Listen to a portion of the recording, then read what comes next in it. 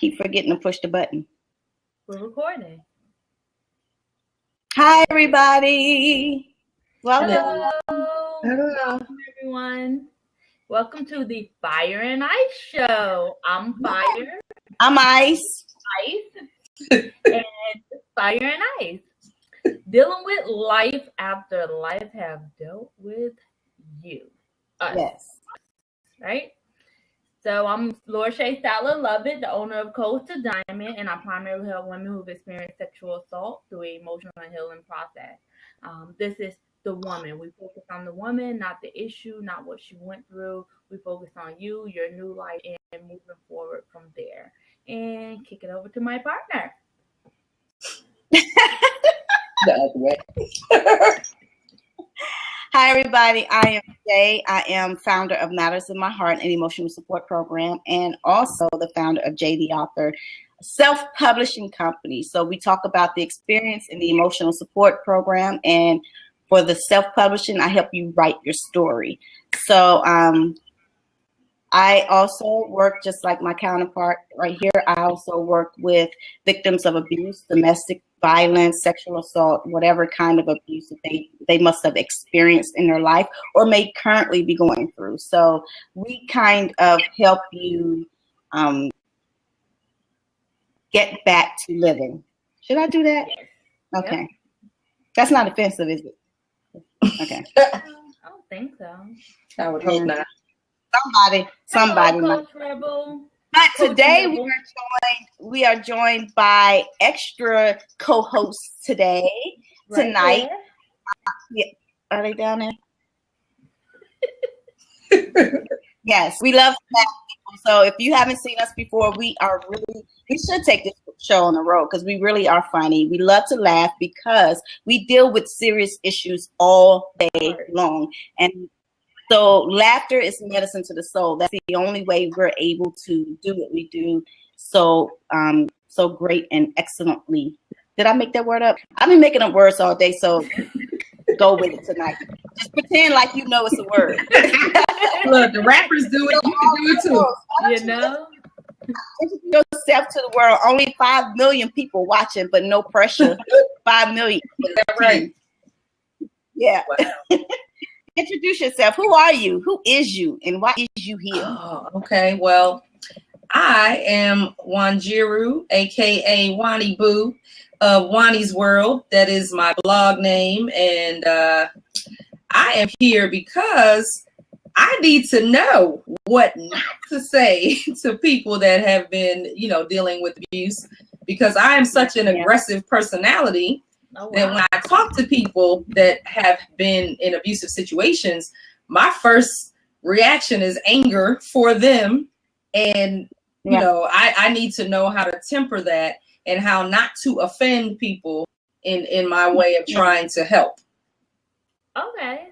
Well, that's honorable that you even feel like you want to channel how you talk to people who have been abused. And you're not oblivious to it. You've also been in that group, but you have learned to build this shell around your heart and around your skin. You have tough skin, and not a lot of people do. So you recognize that, and that's great that you recognize that you can be a little aggressive, but I think your aggressiveness is not as aggressive as you may think it is. Okay.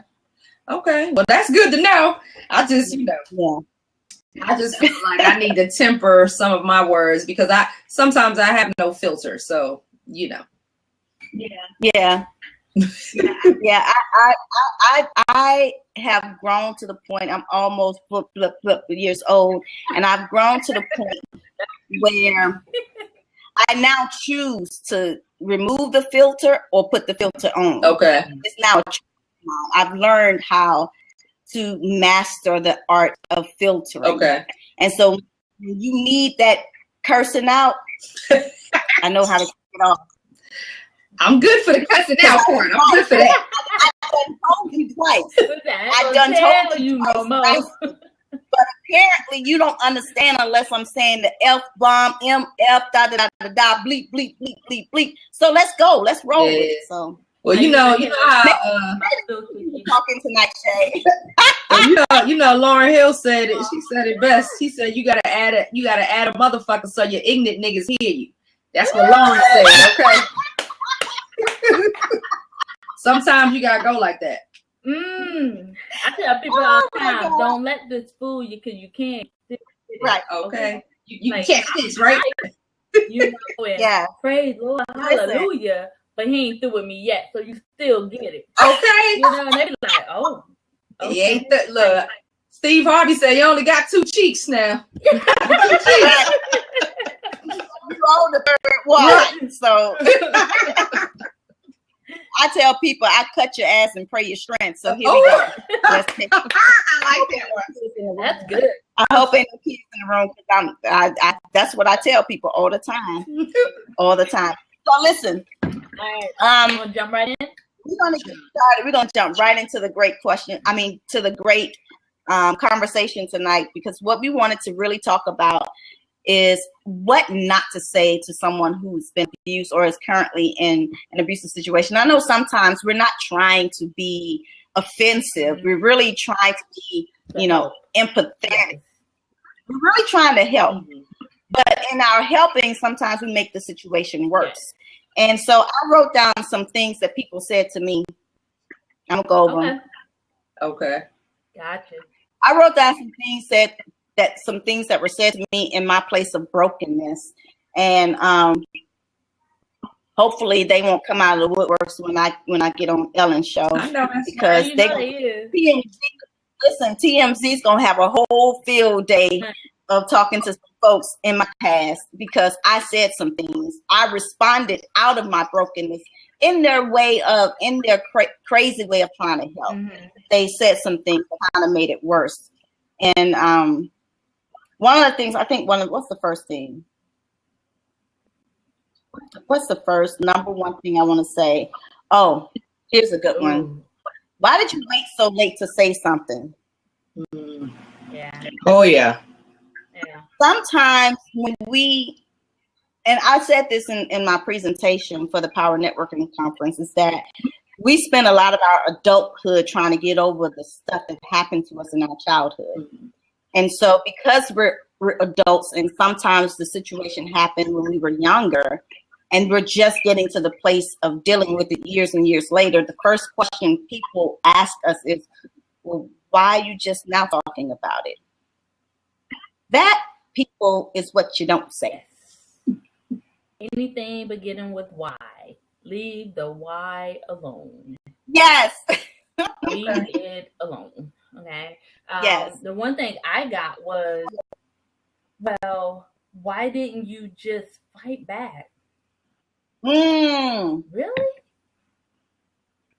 What about why didn't he just stop? No one's questioning the perperpetrator. Everyone's questioning the victim. So they don't question even the police. Yes. Even the police, when it comes to sexual assault, they question, why were you there? Why were you wearing that? Why did you leave? Why did you do this? Why didn't you do this? Yeah. No why. But they don't pose questions to the abuser. No. The victim gets victimized. And you remember when we were at the White House and Vice President Joe Biden, he was saying how he can't stand or he hates it when people victimize the victim. Yes. Like they're being raped by the system all over it. And that's why a lot of people don't come forward, is because with the system, to me, I feel is broken because I have to tell the cop, then I have to go to the hospital and tell the forensics nurse, then I have to tell the sexual assault responder, then I have to tell the lawyer and the counselor, and then I have to go to court and tell the judge in front of the perpetrator if the perpetrator's there. So I'm reliving this moment like 10 to 12 times. And what about when you've been abused, when you've been sexually, when you've been raped? Let's call it what it is. Exactly. When you've been raped and you have to go to the hospital and they force you to do this kit where they take a sample. So you've just been violated and now the hospital is about to violate you only moments or hours after the incident happened. It seems like there's no consideration Right. for them. Exactly.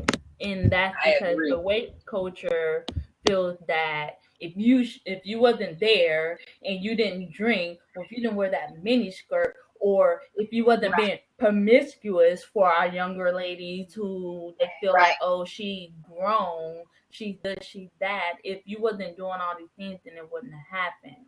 And as the rape culture, it's not the victim's fault, it's the perpetrator, because they're the one who made that choice. The victim didn't ask for it. So don't ask why you were there, and don't ask how come, why do you think this happened? I don't know why this happened, you know? So yeah. And another question, or here's a statement that I've heard said to me, is that happened years ago, get over it. Oh, I hear that a lot. You heard that too, Johnny? I hear that a lot. I hear that very a lot in my family. And it's a family abuse issue. It's a family issue. And that's number one thing when you talk about it, is that's happened a long time ago. Why are you still talking about it now? Yes. Right. Oh my God. That's what you don't say, people, to someone who has been abused, or someone who is even currently in an abusive situation. One thing I did hear is that one thing I heard was, well, just think about things how people have experienced worse. You're still alive. Yes. Oh, really? The silver lining kind of a bleep. Are we going there right now? Right. I'm sorry. I sent out the video this morning from Brene Brown that talked about that she was talking about how to show empathy versus sympathy and the difference between that. And that, what you just said, hit right on what she was talking about. Most of the time, people, when they're being empathetic, they're putting themselves in your place. And so they're really sensitive, not to the point where you're like walking on eggshells around that person and you can't really, express yourself and being offensive to them. That's not what I'm talking about with showing empathy, but really thinking about how you would feel if someone said that to you. Yeah. Versus someone, if they're, and first of all, let me just say that for someone to open up to you and say, I've been abused, I've been raped, or my spouse is hitting me, or whatever, that takes a lot of courage. Yes. And it takes a lot of strength. And really, they're crying out for help. They're not telling you just because it's conversation piece, but they're really crying out for help. And so for you to say, oh, get over it, or, well, what did you do? Or did you report it to the police? Or, you know what? Let's just go out and get something to eat. Eating always make me feel better. Those types of things are things you should try to stay away from when you're talking to someone like that in that situation. Yeah. One of the things I got was it was really hurtful. It was, well, it has happened to a lot of people and they've got through it, so why can't you just move on? Like, you're not the first, you're not gonna be the last, just move on. And I'm like, wow. Really? Yeah. Really? Like, come on.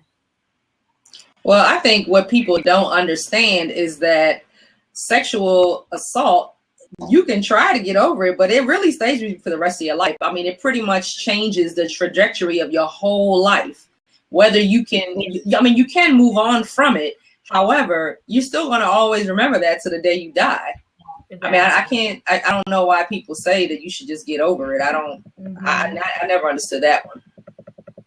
I think the very first line in my book, It Is Forbidden, is that I don't think you ever get over being abused. Right. And that's one of the things I teach in my program, is that I'm not telling you you're going to get over it. I'm telling you that you can still live and you can learn how to cope with what your reality now is. This is now your new reality. Healthier coping skill.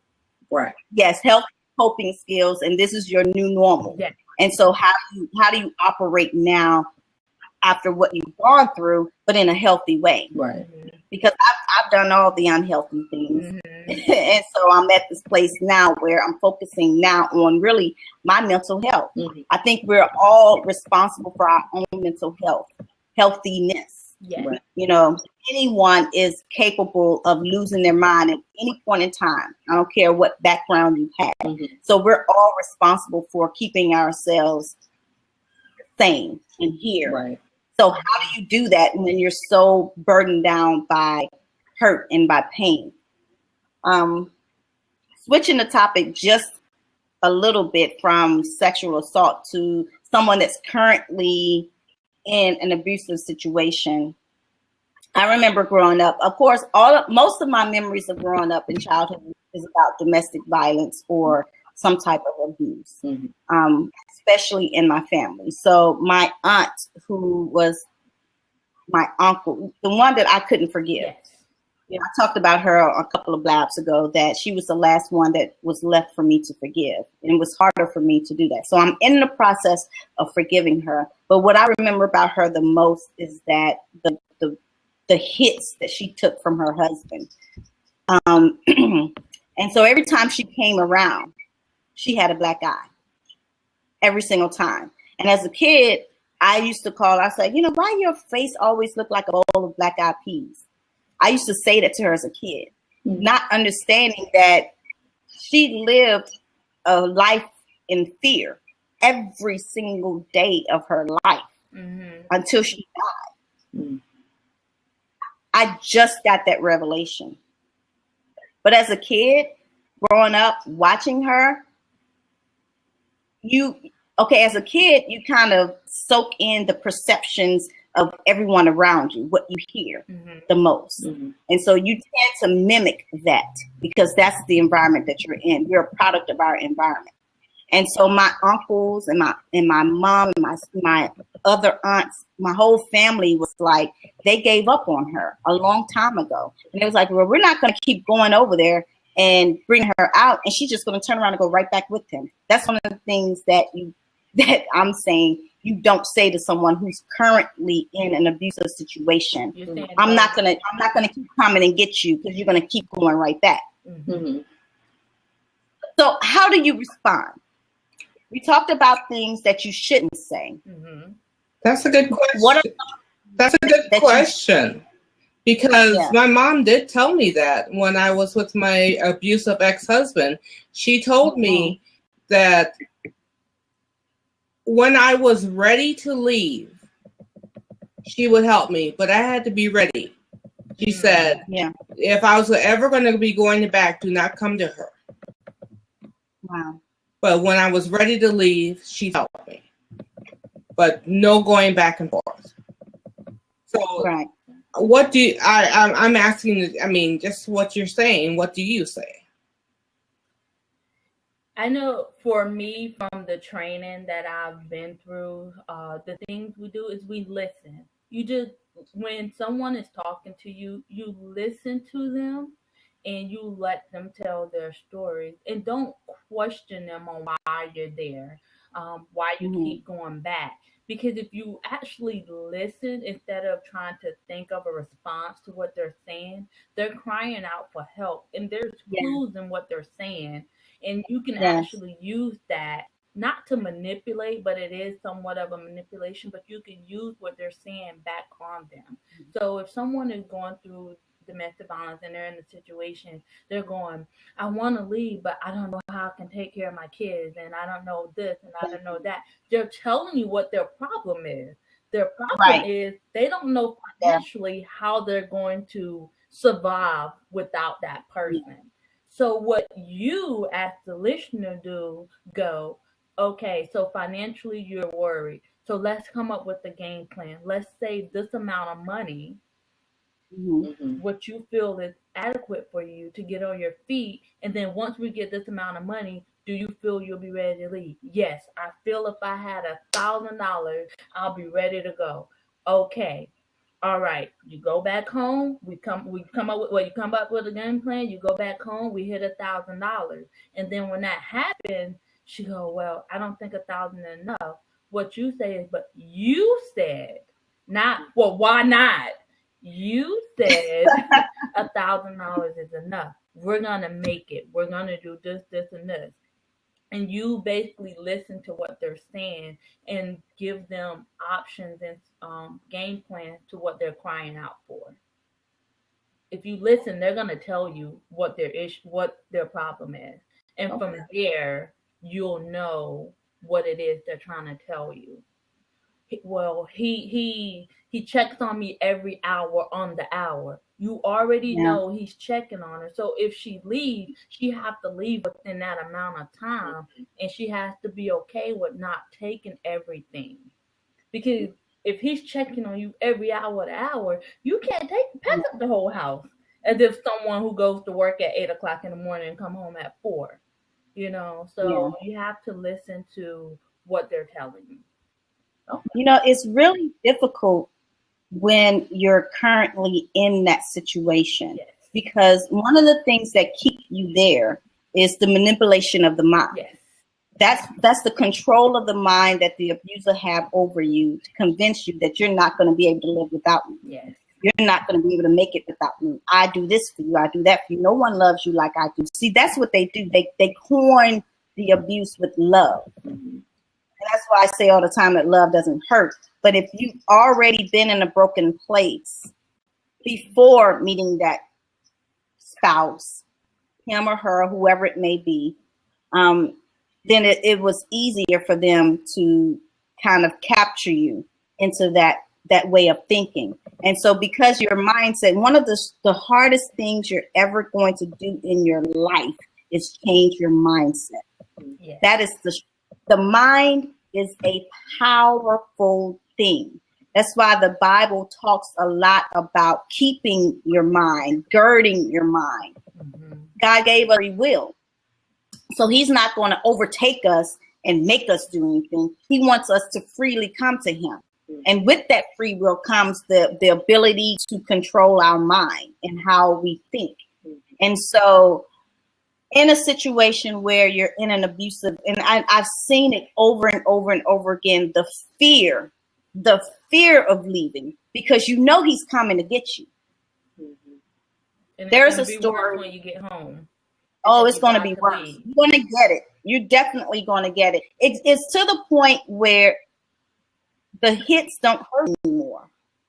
The stomps to the chest, the slap to the head, the spit in the face, all of those physical touches really don't anymore. You become immune to it. And so now he really has your mind. He, she, whomever it is, your abuser now has your mind to the place where he doesn't even have to touch you anymore, or she doesn't even have to touch you anymore. It's that level of abuse that is really difficult to break, and to convince someone that you can break free from that. And for me, the urgency of me working with Matters of My Heart is because I've seen so many women die from the hands of their abuser. There's this one story, a young lady who was actually working, and part of her job is she traveled to different places. And so she traveled to, out of state one time, and in the hotel room, she decided to attempt suicide. Now, I can't, the hotel manager happened to have walked in the moment. So what she did, she took a whole bunch of pills and she drank a whole bunch of wine. I know this story sounds familiar, you guys. It wasn't me this time, because I did that. That was one of my attempts with wine and pills. But it is actually another young lady. She's actually younger than me. And so she gulped down this gallon of red wine and threw up all over the place. So the hotel manager walked in, there was throw up, vomit all over the place, and she had passed out. He ended up taking her to the hospital, and on her emergency card was her husband's name. Now, no one knew at the time that she was attempting suicide to get away from him. Mm-hmm. So they called him, and immediately he was on the next flight to come get her. My heart broke when I heard that story. I cried. I actually cried because no one knew her struggle. And no one whomever came in contact with her from her journey to the hotel to the hospital, not one person asked her why. Not one person asked her why she attempted suicide. They just pushed her on off. Where is she today? I don't know. Is she alive? I don't know. But my heart breaks for her. And it's those types of stories that is the reason why I am doing a video campaign to go to the White House. Because it's those types of stories that don't make it to the press. Mm-hmm. That doesn't make it to Fox 5 News. Mm-hmm. But it happens. It happens all the time. And it happens mostly in these small towns that everyone forgets about. Mm-hmm. Where the medical care is like horrible. Their lack of medical care. It's those places where abuse is so prevalent. And of course, those who are being abused, the victims, they feel like they're hopeless. Like, who's going to help me? Who can help me? No one's trying to help me all these years. And the only way out is to die. Yeah. That's sad. It really is. And another thing, when you're dealing with a victim and they're in that spot, is don't say things like, oh, I can only imagine. Because you don't want to imagine that. Mm-hmm. You know, like that's the part where you're trying to show sympathy, but that's where it goes wrong. Like, don't try to imagine what I've been through. I don't want you to imagine that. I don't even want to imagine that. So why would I want someone else? You know, or I kind of understand what you're going through and try to relate it back to some story that has nothing to do. Like, don't make comparison, you know, because at that moment, I don't want to hear your comparison. I don't want to hear really your sympathy. I just want you to say something in that as, what do you need for me to do?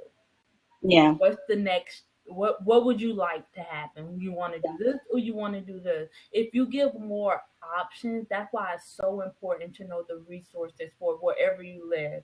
Know Absolutely. The resources that are out there. So that way you can give that person options. Do you want to do this or this? You know, I feel this would be better, or this and this, you know, so that way they know what their options are, because most victims don't know their options. They don't know the resources that are in their state. Exactly. Because honestly, I didn't know a lot of my options when it happened to me. And the only thing I knew is from what I've seen, and that was the victims who had been abused within the military was the ones who treated like they did something wrong. Right. They're the ones who got moved. They're the ones who had to up and root and leave the office. They're the ones everyone was talking about. Even though they say it doesn't follow you on paper, everyone knows that the Good Boy Network is all about a phone call away. It don't have to be in my paper. Exactly, you know. So everyone knows when you move to their office, you're the problem child. You know. So it's one of those things where you have to just know the resources that are available and tell them their options and listen. Because most of the time, I didn't need no one to agree with me. I didn't need no one to understand me. I just wanted you to listen to what I had to say. And then that was it. Just getting it off my chest made me feel better. And most victims feel that way. Just let me get it out. But I would say that I learned not to be able to share my story with everyone, because not everyone is capable of being a support system. Like when you're supporting someone, so when you say, just tell me what you need to do, be prepared and be ready to do that, because this is a serious thing here when you're saying, oh, let me help you. Because what if they say, well, can me and my 5 kids come stay with you tonight because like we're going to do something? Are you willing to let someone and their 5 kids, you know that hell coming your way too? That means whatever she brings with her, she's bringing that with her in your house. Are you willing to go that extra mile? Are you willing to be that type of support for someone who is currently in that situation? If not, then know who is. Know who you can call. Know all of the shelters around. I got them in my phone. You can't come here, but you can go here. You know, and that's knowing your resources. And you're right, you got to know who your support system is. Like I said, I hate those friends, and I use the word hate, and I tell my kids not to use it, but I'm using it now. I hate those friends that strongly dislike. I hate those people that go, whatever you need, I'll do it, right? Like, I'm there for you, just let me know. And then I call you and be like, okay, I'm having a bad moment right now. Could you come over and watch the kids while I just go somewhere for an hour? Girl, I wish you would have called me sooner. XYZ. But however, Facebook just told on you. You talking about you bored out your mind. But I call you, I need you, but now you don't want to be there. Like, really show up. Like, show up. Be for real about it, you know?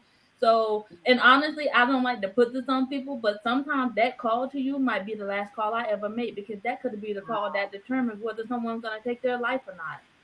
True. Yeah. So if you're going to put yourself in that position and go, whatever you need, I'm there for you. If that person is in a bad situation, you need to own what you say and do it and take responsibility. Because not to put their life over you, but if they killed themselves because they called you and they need you and you decided that whatever was more important than a friend you know is in need, and then they killed themselves, that's on you. I'm sorry. You have to live with that. I hate to say it, but that's the truth, because you put yourself in that spot to be there in their support system.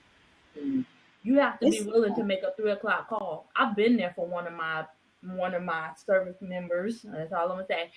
I had to be there for her at 3 o'clock in the morning. Me and my 3-year-old child. I packed him up at 3 o'clock in the morning and went over to her house because her husband was beating on her. Yeah.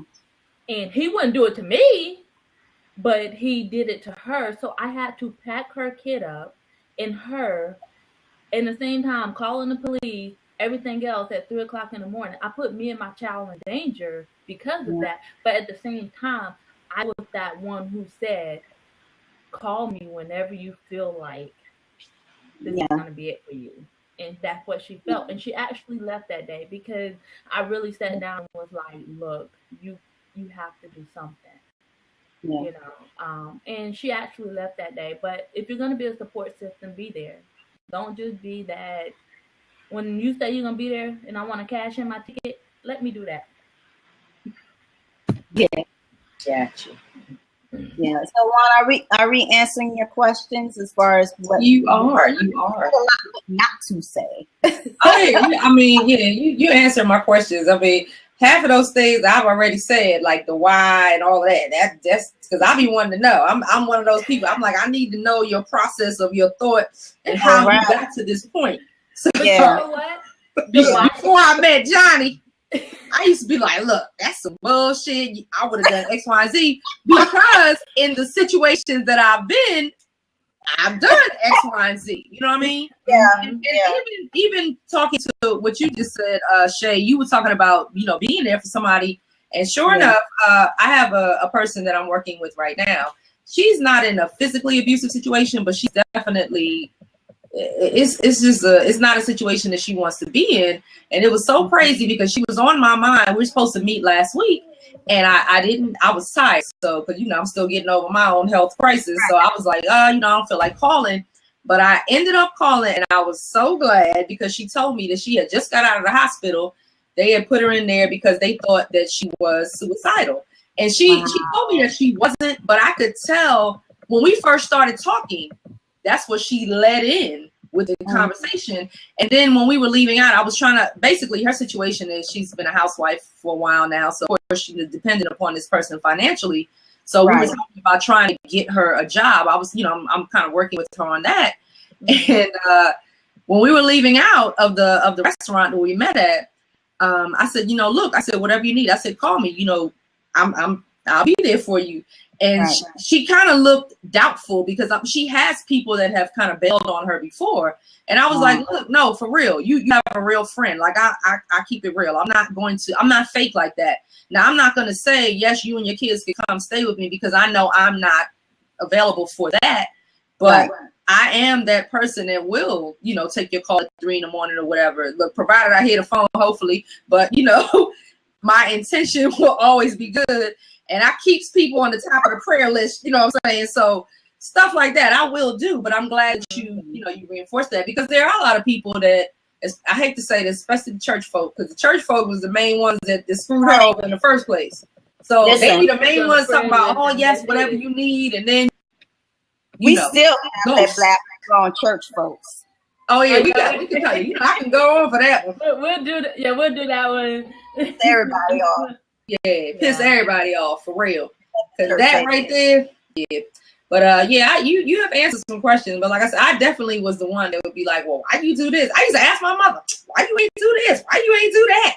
And now that I'm grown and I've had people break it down to me or whatever, I see that, different situations call for different actions, and it's not for me to judge. So, abuse is way more than physical. It starts in the mind. It may manifest itself physically.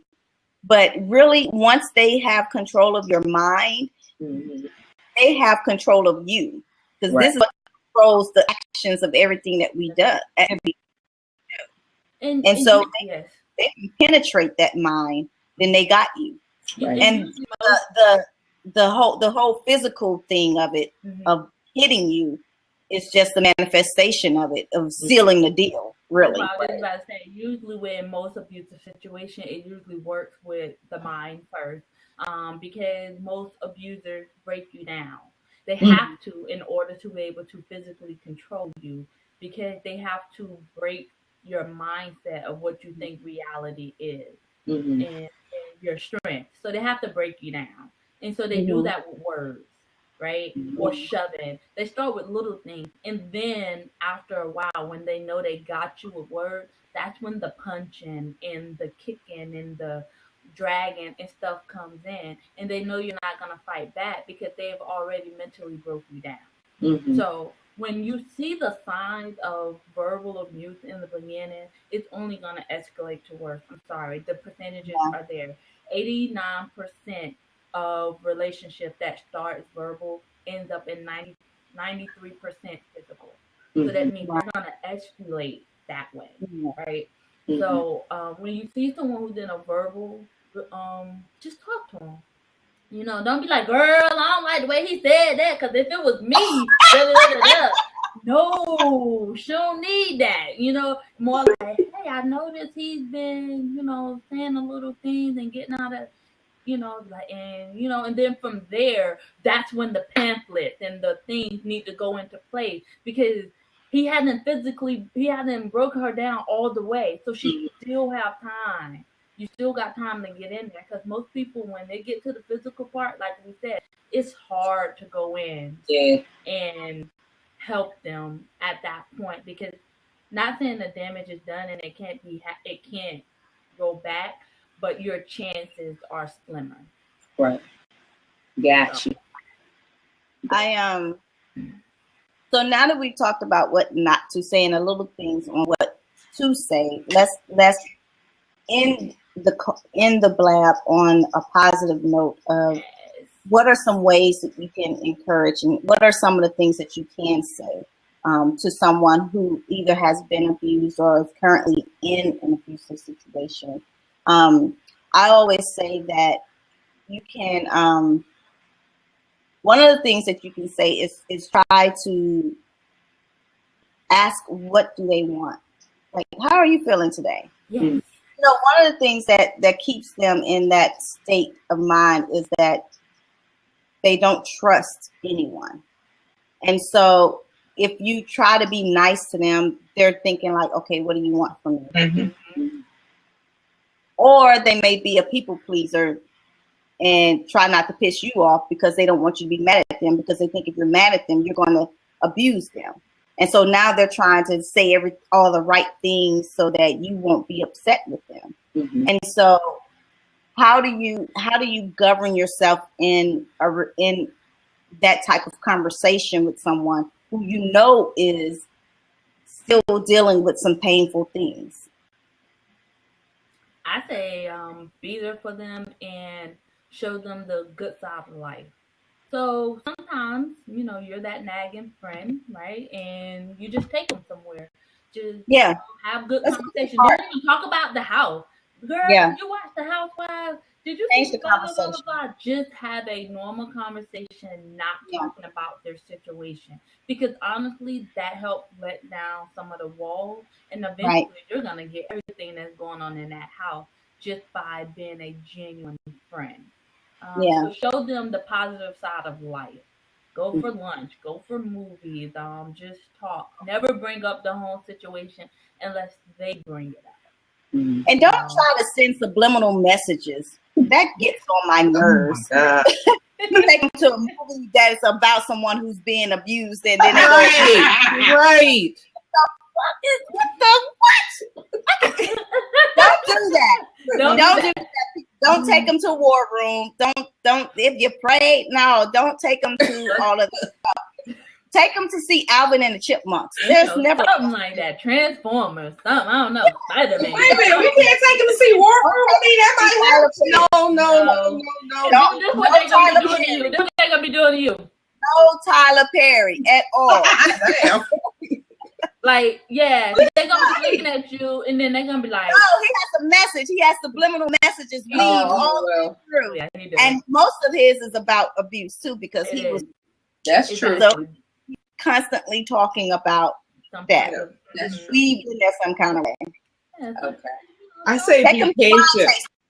Be patient. Tell them to be patient. Yeah. That is the biggest. If anything, I will put that at number one. Yes. Because it might not take months. Honestly, it might take years, you guys. Because it took a while for them to get there, to get in that position. So it's going to take them a while to get out of it. So it can take. Right. You got to be patient. You have to be. And you got to put your feelings aside when you're around the other. So say, for instance, if y'all do go all out together, don't be side, because you're going to make it worse for that person. Don't be side-eyeing and smacking and all that. Look at you. Don't be doing like this. Yeah, don't be doing that. You know? Because the last thing you want is for that person to know that they've been talking about their business outside of the house. Then when you get home, when they get home, he's gonna be like, hey, speculating and saying things. So, play nice, in front of the person. Not saying turn a blind eye, but just don't bring it up. Because you're gonna make it worse for the person. Yeah, that would be hard for me. Therefore, I wouldn't be that one hanging out with the person. Exactly. You know what I'm saying? I wouldn't suggest it. But I wouldn't want to be anywhere around the abuser, because I know how I am, right? And I'm very protective. I remember when I had to go get my cousin from a man who was abusing her, but she was 15 at the time, and he was 40 something. What? She was who? Yeah, and it was by law in Mississippi, she was consenting to it. Wow. But I was in the military. I had just joined. I was in boot camp in Virginia. This was in Mississippi. And I heard wind that he hit her with a steel bat. I got in my Honda Accord and I drove to Mississippi in my uniform. I was stinking everything, honey. I ain't stopped to take a bath or nothing. I was offending myself. I was so funky. I remember that about the trip, how funky I was. I drove because I drove from Virginia to Mississippi because I heard that he hit her with the bat. And when I got home, now everyone is bigger than me, but when I got home, I walked to his house, went inside the house, and got her and brought her out and took her to my mom's home. And he came over. He wasn't there at the time, but he came over in the yard, and I was out in the yard. And, you know, I was like this big when I was growing up. And I'm out there telling this old man that if he touched my cousin again, I will hide his body that no one would be able to find it. So I've always had this on me. My mom used to hit me in my mouth a lot when I was a kid. That's why my lips are so big. It wasn't like I wasn't born with these big luscious lips. It's because my mom hit me in my mouth a lot because I had mighty mouth almighty. But but I wasn't afraid of this man. And I'm not, and that's another thing about me too. Is I don't have this fear of men because I grew up watching them hit women, and I don't respect men who hit women. And I feel, I know the secret to it. If a man can hit a woman, he's weak. Mm-hmm. So I know he's weak. Yeah, I know he's waiting. Mm-hmm. Right. He's going to bow down when I come up in his face because I'm not afraid of him. Because I know he's weak. See, I know your secret. You're a punk. Mm-hmm. So hit me like you hit. So I can't go around and abuse him. I can't do it. I feel like that too. So I wouldn't be in that situation. I would. Yeah, I'll put my one out. I don't. I love hard. And so I don't like it. And you know what? There are men who are abused by women too. Oh, definitely. Mm-hmm. I wouldn't know what to say to a man who's being abused by a woman. I would love to know what to say to him, but it's harder for them because they have to be the man, you know. And so to be vulnerable and share that they're being abused, well, how do you deal with that? That's something I don't know yet. Like, my natural reaction is to go beat up on a woman. Like, really? I mean, it's like woman to woman, you know what I'm saying? Well, not woman to woman because she's not really a woman to me in my category. She's a little girl. And women who, this whole women thing who have this, make all the money in the house, and so they're banking and their husband's sitting at home watching the kids. That's, even though she's probably not physically hitting him, when she goes home and she says stuff like, this is all you've done all day, like you haven't cooked anything, that's verbal. I mean, it's verbal abuse. Yes. Making him feel less than because he doesn't make as much money as you.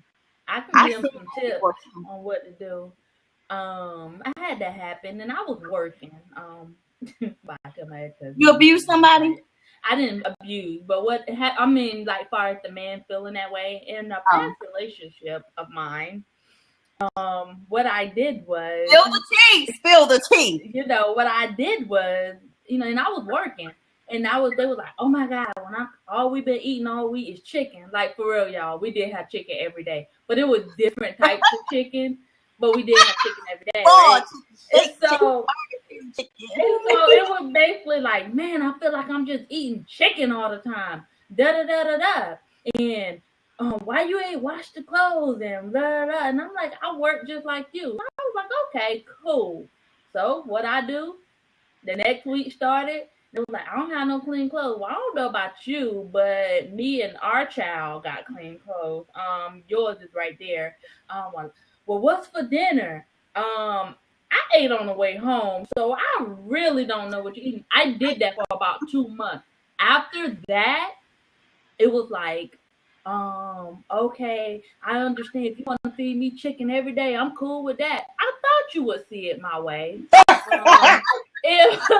If I understand you don't fold my shirts how I like it, but I'm just happy to have clean clothes. Oh, I thought you would see it my way. Mm-hmm. Like, I can show you better than I can tell you about you complaining about things you don't do. Mm.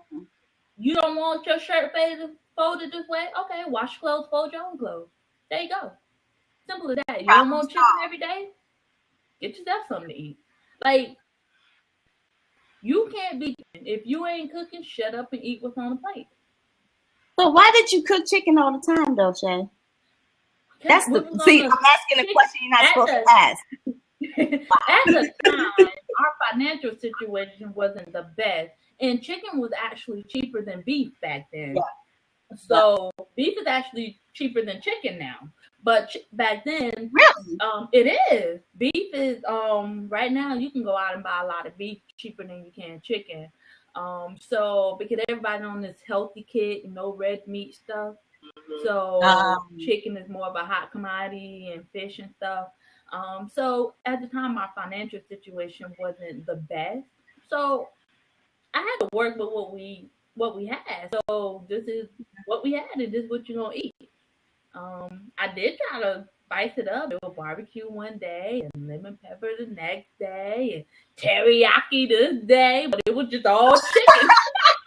Teriyaki Tuesdays. Teriyaki Tuesdays. You don't like it? I that was it. I wouldn't consider that as being abusive towards your husband, though. No, I wasn't abusive, but in the sense of throwing around, that's all you've been doing all day. And, right. I've been doing this. I could show you better and I could tell you you'll appreciate what I do around here when I stop doing it. Because then you'll notice that, oh, wow, you are doing something. It may not be to my liking, but you still are doing it. And that's another thing. You stop comparing yourself. If you're bringing the money into the house, okay. Bring the money into the house. Shut up. Right. And my thing is, obviously, if the man is staying home, in most cases, y'all have talked about it. We would hope. Most. That's why I put the word most on there. Yes. In most cases, y'all have talked about agreed. Okay, exactly. They agreed that you stay home. And then after a while, you might get frustrated that you're bringing all this home and you feel like he's staying home doing nothing. Like, honestly, I didn't have much respect for stay-at-home moms until I became one. I'm telling you the honest truth. I didn't. I was like, oh my God, they staying at home and they're watching soap operas all day and they got it so easy and oh my God. Yeah. Then I became a stay-at-home mom and I was like, this is a fragile. Yes. Them kids never, even staying at home, and not working, it's still difficult to do. It is. I mean, this is my second day of being a full-time entrepreneur, and I can't stand my boss. Like, she gets on my nerves. She don't know what a smoke break is. I'm just saying, like, seriously. Oh yeah. I cannot, so I have to learn. But anyway, we get off topic. We have about a few more minutes left into the lab. Are there any final thoughts that we want to share with anyone? And if anyone has any questions, please type them in the live chat box. We would love to answer your questions. I love how we open the floor up for questions like 8 minutes before. Sorry, you guys. Anybody got any questions? No. I think that was it. So the takeaways is be patient, number one, right? Yeah. Be supportive, truly supportive. No why questions. Listen without thinking of a response. Just listen. No judgment. Know the resources available to them. Exactly. So that you can point them the right way. Exactly. And just be there. All else, be there. Yeah. And when you do go around them, don't always talk about what situation they're in. They're trying to get their minds out of it. So, try to, do things that bring laughter to them. Exactly. Show them how to laugh. Laughter is medicine to the soul, and we may not see it working initially, but if you keep laughing, then eventually that laughter would just spread because the Bible can't lie. I agree. And so, Juan, Johnny, any last thoughts or words of encouragement? No. Just keep it real. That's all. That's keep it real. Be a genuine friend, like you said, and that's it. Let God work through you. Oh yeah. Yes. Yeah, that's important, Johnny, because God knows what they need to hear. Right. And I don't want to force God on them either. So you just be that instead of having to quote the scripture, live right. Exactly. Just live exactly. It. That's where the power is, not in you always quoting, well, God says this and none of that. 1 Thessalonians 2:23. What? No. No. Be none it. Of that. Be it and let the Spirit of God come in and mend the brokenness, because they are broken. And I've been broken. I know how that feels. Yeah. Yay! So thank you everyone for joining us tonight. I hope you have heard something that was beneficial to your hearing, and I hope that there's something that you can take back into your tribe and share it with whomever. All right. Next week, same place, same time, same two crazy fire and ice folks. We don't even know what we're gonna talk about next week. We literally get out over the week, don't we? We got no plan. We just say whatever. Right. Well, when do we usually pick it out? What, like Friday or something? Yeah. Friday or Sunday or something like that. That's good. What do you want to talk about? Exactly, because it has to be something that we feel is necessary, is needed, and that we're being told to talk about. Because honestly, like you said, some people don't know how to talk to victims or how to really be around them. Like, you don't have to be sad when you're around them. So this was a great, topic to talk about. So I don't know. Next week we might talk about the religious folks and how they press the Bible on you when you're going through. Can we talk about that? Can we good with that one? Hold up. I'm about to start writing my list now. Yeah. I'm about to get all my church folks to tune in so I can piss them off. Listen, y'all. I might be banned from church. Let's I'm gonna send out the email list to the church. Why don't we invite Pastor Jamal Bryant? He loves conversation. Why don't we invite him? He loves to talk about the church. I would have to cuss him out in person. I can't stand him. Is that the guy from at all. What he on preaching? Embarrass the entire black nation. The entire. Yeah. The black nation, the black men, the men in general, the short people, the 4 feet. An opportunist. Okay, he's such an opportunist. I can't stand him. Yeah. He's a mess. He's a mess, but you know what? He got a lot of people following him. But that's what we need to talk about. Let's talk about sheeple. People that follow as in people that follow these people blindly, despite the obvious falsity of their message. Huh? Did you make that word up? Yeah, no, you never heard that before? I ain't never heard of that. Let me go. Oh, really? That. Okay, so sheeple is basically people that follow people blindly, like a sheep. Oh. But they're usually following the wolves, and they don't know. Just blind. And just don't want to know the truth. It says people compared to sheep in being foolish or easily led. By the time the sheep wake up and try to change things, it is almost too late. Oh, that's a blog. Sheeples. It is. Oh, that's good. Next week we're talking about sheep. Okay. I'm gonna be there for that. I might blog about that prior to, just so I can have my. I'm going to invite Pastor Jamal Bryant, see if he accepts my invitation. Yeah. I'm gonna send him. Invite Pastor Paula White too. Oh no, not folks I know. Same time, but she would curse him out. I can't stand her either. I don't know sheep. Wait, Paula White is the one. Paula White. That's the white chick that's under TD Jakes. With the blonde hair. Oh. And she with the blonde hair.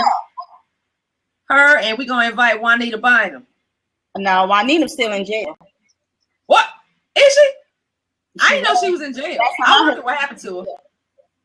She in jail? The last time I saw her, there was a mug shot. She was in jail. I don't know if she out and made a worship song or something. I don't know. She might look. I got to Google that now, but I can't say her. We gonna invite all the crooked. Whatever. Never mind. I'm not gonna do that. Right. I'm not gonna just gonna put them in Juan's prayer box and let her deal with them. I will tweet Jamal Bryant and be like, "Yo, we need to talk." Yo, I will do that. Yo, we need to talk. Okay, so next Tuesday we gonna talk about sheeple. That's good. We're gonna talk about sheeple next Tuesday. We already. Let me write that down. We're gonna start promoting sheeple. Next Tuesday, sheeple, and then you know what? What I know I need to do it. We're gonna post what the definition is as well. Yeah. Okay. So people, a lot of people won't even. I didn't know. So in case other people don't know either, let's post. Let's really try to get some peeps in this conversation. We really want to know what people think about that. Okay. And we're not coming to bash churches. That's not what we're doing at all. We have all experienced. Oh yeah, we all got played in the church, and it's sad. It's sad that the place that you should go to for peace and for fellowship, that you have to deal with a lot of muddy stuff. And so that's why I don't. People ask me, "Are you religious?" No, I'm not. I'm not religious. I believe in God and I love God, but I'm not religious. I'm not an organized religion. That's my personal. But if you want to believe in organized religion, that's you. I don't judge you. That's why I like the church to get to the place where we don't judge. Yes. The Bible says, "Judge not," but there's the worst judge is in the church. Oh yeah. Most definitely. Talk about it. I mean, this is what we do. We talk about the untalkable. We talk about things that are hard to talk about. We talk about controversial things. I just took my notes. So I'm about to go right there. We're going to talk about that. Sheeple, and I'm going to learn how to pronounce it. I'm going to have to go back to the about to be real. Yes.